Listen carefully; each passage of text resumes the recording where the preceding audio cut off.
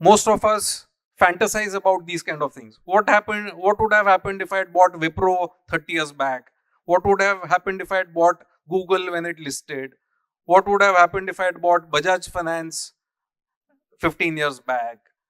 Meaning, I would be incredibly wealthy, right? So we keep fantasizing about those things. And it seems like all you had to do was buy them and hold.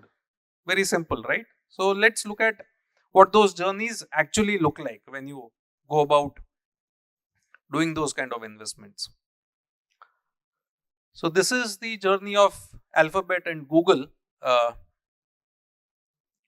Great return, right? And the biggest drop seems to be in recent times. If you look at the magnitude, the blue line went up significantly and came down significantly.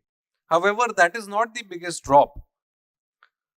At the bottom of the chart, the red lines that you see are what are called the drawdown charts, or the percentages drop from the previous highs that have been seen in the past.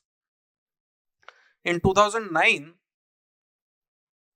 there was something funny that people like Lehman Brothers, Bear Stearns, AIG and all these guys did.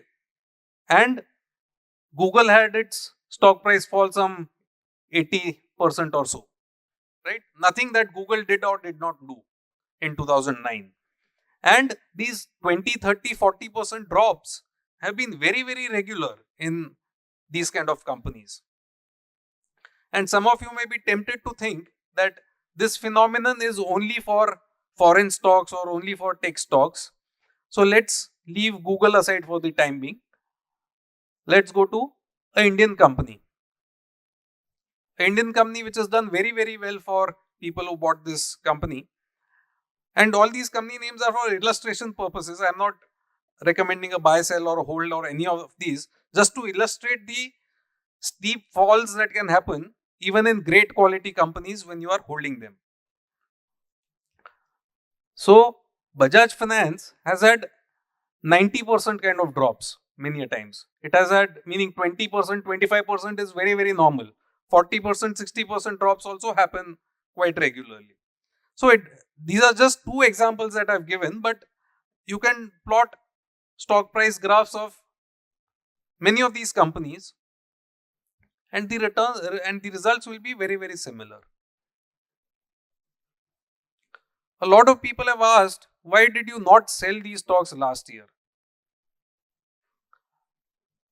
If you have invested with us, expecting us to know what is the bottom price of any stock and what is the peak price of any stock, and to enter at the bottom and exit at the top, then I think there's a severe mismatch in the capabilities that we have and your expectations.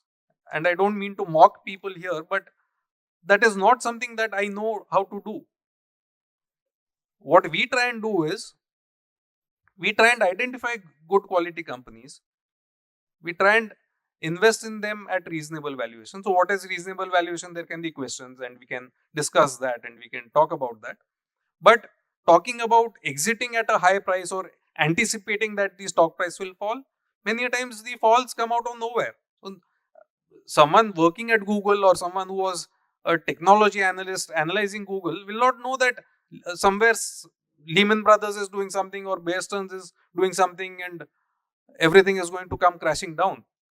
We don't know that some virus is spreading somewhere in the world and the entire world will go in the lockdown suddenly. All these kinds of things keep happening and one has to be prepared for those.